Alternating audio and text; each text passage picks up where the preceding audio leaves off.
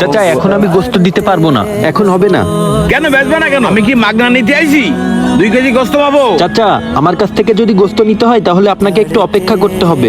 আরে এ আহাম্মক নাকি কাস্টমারে অপেক্ষা করতে কয়? আজান দিয়ে দিচ্ছে তো, আমি নামাজ পড়তে যাব, নামাজ পড়ে এসে তারপরে আপনাকে দিচ্ছি। আরে না, আমার 2 কেজি গোস্ত দিয়ে দাও। এই গোস্ত দিতে তোমার কত সময় লাগবে? না চাচা, এখন আমি গোস্ত দিতে গেলে আমার জামাত মিস হয়ে যাবে। আপনি যদি অনেক ব্যস্ত থাকেন তাহলে এই পাশের দোকান থেকে নিতে পারেন। নামাজ পড়ে আসা ছাড়া আমি আপনাকে গোস্ত দিতে পারবো না। হাজি সাহেব মারা আছে, বাজারে কাস্টমার নেই, কাস্টমার তো উনি নামাজ পড়তে যাচ্ছে। বুঝলাম না তো, একই দোকানদার কাস্টমার রাইকে নামাজ পড়তে যাচ্ছে। শোনো, 2 কেজি গোস্ত দিয়ে দাও। দুঃখিত কাকা, আমি দিতে পারবো না, আমি নামাজ পড়তে যাচ্ছি, আপনি থাকেন। এই চাচা এদিকে আসেন, এখানে ভালো গোস্ত আছে, এখানে আসেন, টাটকা টাটকা গোস্ত আছে। বুঝলাম না, একিরাম দোকানদার গোস্ত না দিয়ে চলে গেল নামাজ পড়তে।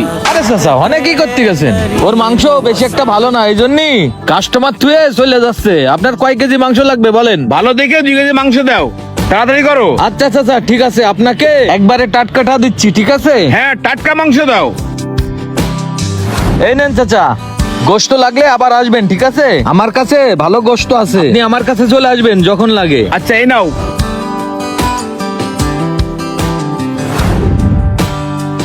এই তোর কি বেচা কিনা করার ইচ্ছা আছে? কাস্টমার থুয়ে নামাজ পড়তে চলে গেলে কি জন্যি? পরে নামাজ পড়লে কি হয়? তুমি কি মাওলানা হয়ে পড়িছাও? তোমার জামাতে ছাড়া নামাজ হবে না? ভাই, জামাতে নামাজ না পড়লে আমার ভালো লাগে না। আর রিজিকের মালিক তো আল্লাহ। ওই কাস্টমার চলে গেছে মানে কি আমি গোশ বেচতে পারবো না? কাস্টমার তো আমি পরেও পাবো, কিন্তু জামাত ছুটে গেলি তো আমি ওই নামাজ পড়তে পারবো না। আর পরে আরে এই সময়টা হচ্ছে বেচা কিনা করার সময়। এই দেখ আমার সব শেষ হয়ে গেছে, আর অল্প আছে, তোর তো সব পড়ে রয়েছে, কখন বেচবি ওগুলো? সমস্যা নেই, আল্লাহ ভরসা, আল্লাহ যা করবে তার উপরে আমি সন্তুষ্ট থাকবো। হ্যাঁ, ওরম করলি তোমার আর ব্যবসা করা লাগবে না। শোন, এই দীর্ঘ 10-15 বছর ধরে আমি ব্যবসা করি, আমার যতটুকু এক্সপেরিয়েন্স, ঠিক আছে? তুই যদি এরকম করিস তাহলে হ্যাঁ ব্যবসা করতে পারবি না, ঠিক আছে? ব্যবসার সময় ব্যবসা কর।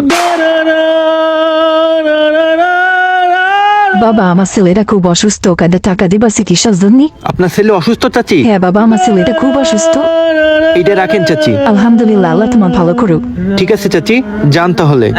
দাদা হাতিম তাই বেচা কেনা নেই, আবার টাকা দিচ্ছে। ভাই গোশ কত করে? ভাই গোশত 750 টাকা করে। ভাই একটা কথা বলতাম, আমার আম্মা অসুস্থ তো, সে মাংস খাইতে চাইছে, তা আমার কাছে তো অত টাকা নেই, 1 কেজি মাংস কি দেয়া যাবে না? ও আপনার মা অসুস্থ? হ্যাঁ ভাই, আমার মা অসুস্থ। সমস্যা নেই ভাই, আমি 1/2 কেজি গোশত দিচ্ছি আপনাকে। 1/2 কেজি গোশত বেচতেছে, পাগল ছেলা। এই নেন ভাই। জি, এই নেন টাকা। আচ্ছা ঠিক আছে। শোন, ওই 1/2 কেজি মাংস ব্যাস, আর এই জায়গায় শুয়ে থাক, সারাদিন এই গোশ নিয়ে পড়ে থাক তুই। আমার বেচা শেষ, আমি চলে যাচ্ছি। তোমার এই গোশ বেশে বাড়ি যেতে হবে না, আমার বেচা কেনা শেষ, আমি চলে গেলাম, তুই থাক।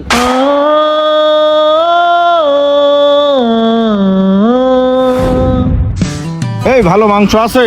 হ্যাঁ মাংস হবে চাচা, ভালো মাংস হবে। এখানে কত কেজি মাংস হবে? এখানে মাংস 25 কেজি হবে। আচ্ছা, সবটুকু দিয়ে দাও। মাংস সবটুকু নিবেন? হ্যাঁ, আমার বাড়ি অনুষ্ঠান তো, সবটুকুনি লাগবে। চাচা 25 কেজি মাংসই নিবেন? হ্যাঁ বাবু, সবটুকুনি দাও। আলহামদুলিল্লাহ।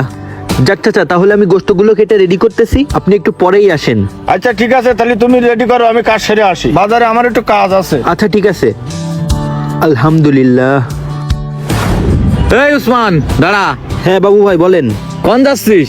আসলে রাজান দেশে তো, তাই একটু নামাজ পড়তে যাচ্ছি। তুই আবার ওই গোশ বেচা বাদ দিয়ে তুই নামাজ পড়তে যাচ্ছিস?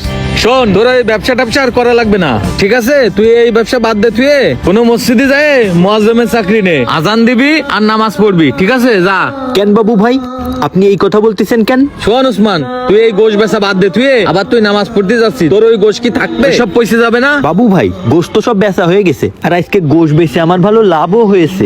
এই তুই আমার সাথে মিথ্যা কথা করছিস কেন? তুই এই যে নামাজ পড়িস, আবার এই যে আমার সাথে মিথ্যা কথা করছিস। তোর গোশ বিক্রি হয়েছে কখন রে? আমি আসার সময় দেখে আসলাম তোর গোশ সব রয়েছে। ভাই সবই আল্লাহর রহমত, আর রিজিকের মালিক তো আল্লাহ। আল্লাহ যদি চাই সব পারে। এক কাস্টমার আইসে সব গোশত কিনে নিয়ে চলে গেছে। কি করছিস? কেবল দেখে আসলাম এতগুলো গোশ একবারে সব বিক্রি করে ফেলাছিস? ভাই দিয়ার মালিক তো আল্লাহ, আমরা শুধু চেষ্টা করতে পারি। আমার নসিবে, আমার রিজিকে যতটুকু আছে ততটুকু আমার কাছে পৌঁছাবেই।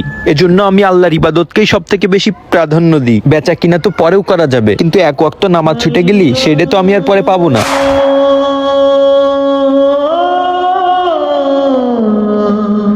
শুধু ব্যবসা করলেই তো হবে না, আখিরাতে তো কামাতি হবে। আল্লাহর রহমত যদি আমাদের সাথে থাকে তাহলে আমাদের সবই হবে। আমি তো তাহলে দুই দিকই লস করে ফেলালাম, দুনিয়াও হইলো না আমার, আখিরাতও হইলো না। তুই তো মেলা আগই গেলি, তুই নামাজও পড়িস আবার ব্যবসাও করিস, তুই তো তাহলে ঠিক কাজ করিস, আমি তো এতদিন ভুল কাজই করে আসলাম, আমি তো তাহলে অনেক লস করে ফেলালাম।